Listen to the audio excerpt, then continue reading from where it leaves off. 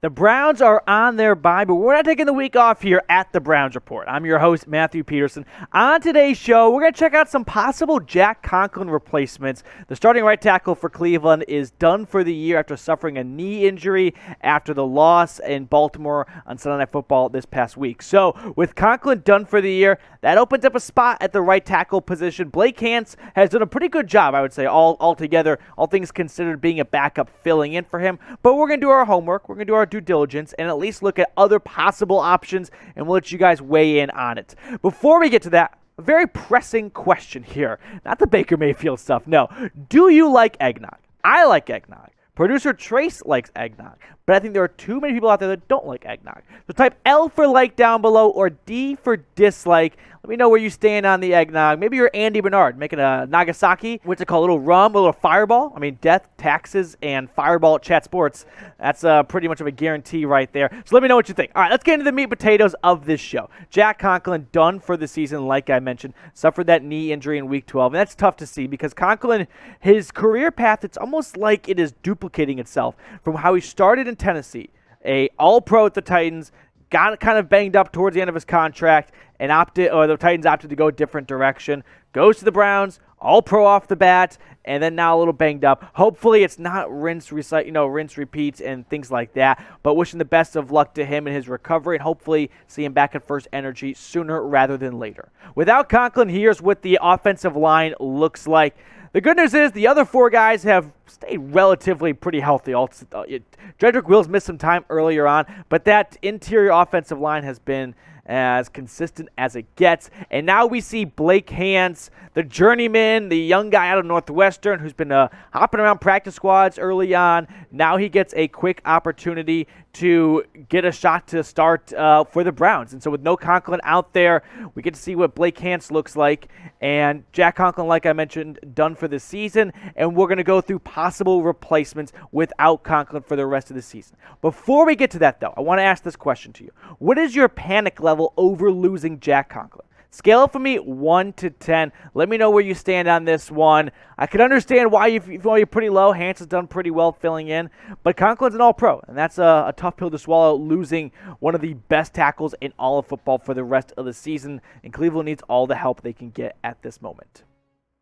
For me, before we get into the replacements, I think this is Hance's job to lose. It absolutely is, because he has filled in nicely at different spots of the offensive line. You'd like to see Hubbard out there, but he's been put on IR since their first quarter of the season. Went down to the Chargers game, I think, sometime in that neighborhood. So Hance, sure, it's not your dream backup right tackle, especially because he's a guard. He played the guard spot all throughout the preseason, and now they're moving over to tackle, which I think speaks a little bit of volumes to their lack of strength in the other, take Hudson, for example, their rookie out of Cincinnati. But Blake Hance, I think it's his job to lose. And I think, like I said, for being a backup, he's done pretty well. He's held his own weight. Without Hance, though, if they wanted to go a different direction within the building, I've got some other internal options we'll go through here. We've got 4 names coming at you in just a second of different players the Browns could look at, whether they wanted to even reach for the practice squad or maybe the rookie, James Hudson. He's filled in kind of nicely. Remember that Chargers game, like I mentioned? They had kind of a rotating door and trying different things out. We're going to get to all that, but first, subscribe if you do not want coal.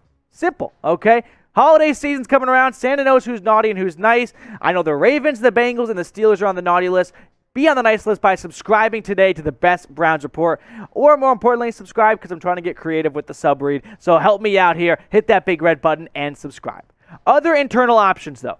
James Hudson, you got the rookie out of Cincinnati, the 4th-round pick from this past season. Then you got more of your typical interior offensive line between Harris and Dunn. And finally, Alex Taylor on the practice squad, which is a pretty good practice squad player to have, in my opinion. He's lucky. Browns are probably lucky he's not on someone else's roster. So I'm guessing when Conklin goes to IR, he already is on IR. If the move's even been made official yet. Well, regardless, when that roster spot's open up, I bet Taylor gets promoted. So pick a right tackle for me.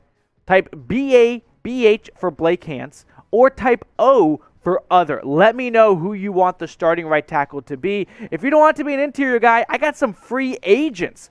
Maybe someone the Browns could look at. So the free agent market, well, it's almost December. It is December depending on when you're watching this. And surprise, surprise, it's not a sexy list of names. I got 3 names here. The first one is a familiar name for Browns fans. Mitchell Schwartz, the former second-round pick for Cleveland back in, 2012, who was phenomenal to start his time in Cleveland, and last couple of years has a Super Bowl ring with the Chiefs. But I think the Browns would be happy to have Schwartz if he was healthy, of course. He started 64 games off the bat, never missed a start from day one with the Browns. Signed with the Chiefs in 2016. Probably a mistake. I think the Browns, looking back, it's a whole different regime right now. But at the time, that was probably a big swing and a miss to let Mack and Schwartz out the door and not really give him much of a great offer. I think the Browns offered Schwartz a little bit of money, but not the money he wanted, and altogether kind of backfired. But Schwartz underwent back surgery back in February, and that's probably a big reason why he is currently a free agent. NFL teams just don't think he's in NFL game shape. But would you want Schwartz back? Y for yes, N for no. I'd be hard-pressed to find anyone that wouldn't want him back. I thought he was a great tackle for the Browns in his time there, and now the offensive line's great because you replaced, not him directly with Jack Conklin, but you ended up not too long later with Wills and Conklin, so that's not a bad duo. But all things considered, yeah, probably a mistake to let Schwartz out the door. So let me know what you're thinking down below. I think Schwartz is pretty comfortable not playing football right now. If he was in game shape, maybe looking more like me than an NFL player, he'd probably have some offers to go out and at least get some tryouts in. But right now, Schwartz, he hosts a cooking YouTube show. So he's putting me out of business. Would like to see him in business with the Browns. Maybe we can collaborate there. I think he's happy doing that instead of, playing in cold Cleveland weather.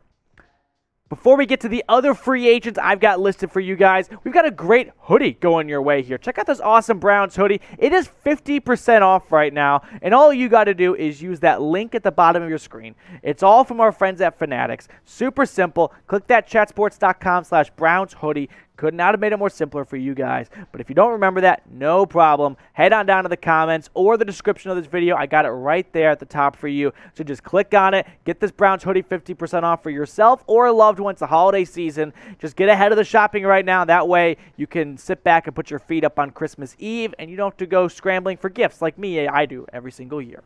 Next free agent option, Rick Wagner. Former Raven, if you remember his time there, then went to the Lions, then ended up with the Packers, and is a free agent still. And honestly, I was a little surprised that he never got claimed or picked up after the first round of later in roster cuts back in August, when teams have a better look of who they don't want in the building, and then they go out to get some veterans.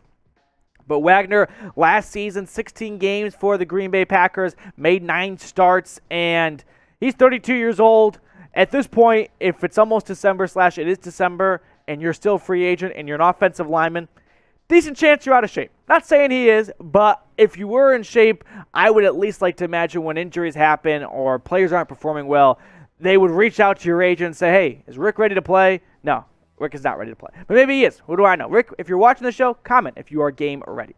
My final free agent option, it is Russell Okung, the former Seattle Seahawk that was at one time one of the kind of the best-ish, maybe-ish tackles in the NFL, and then he got traded and kind of bounced around, and it hasn't really worked out for him. And so the 33-year-old and the former Carolina Panther, that's where he last was at least, played 7 games last year down in Carolina and Charlotte, and was mediocre to the point of why bother investing and wasting our time with a 33-year-old tackle that we don't see a future with. And so for the Browns, it makes a little bit of sense because you don't need a future with Okung. You just need half a season from him. And if he can provide that, awesome. Get him on a plane, ship him up to Cleveland. The Browns historically have always had some of the best offensive linemen in NFL history. I don't need to list the names to you. You already know the names. Talking about Thomas, Mack. Would have liked to see Schwartz finish his career in Cleveland. Maybe he still can. But with that being said, who's your favorite player on the offensive line? You could honestly go a variety of directions. How do you not say Batonio, Treader, Teller, any of those guys work, Wills even, Conklin, honestly, all great options. So let me know who your favorite player is on the offensive line down below, and make sure you have subscribed to the channel if you have not already. We'll see you later here on the Cleveland Browns Report.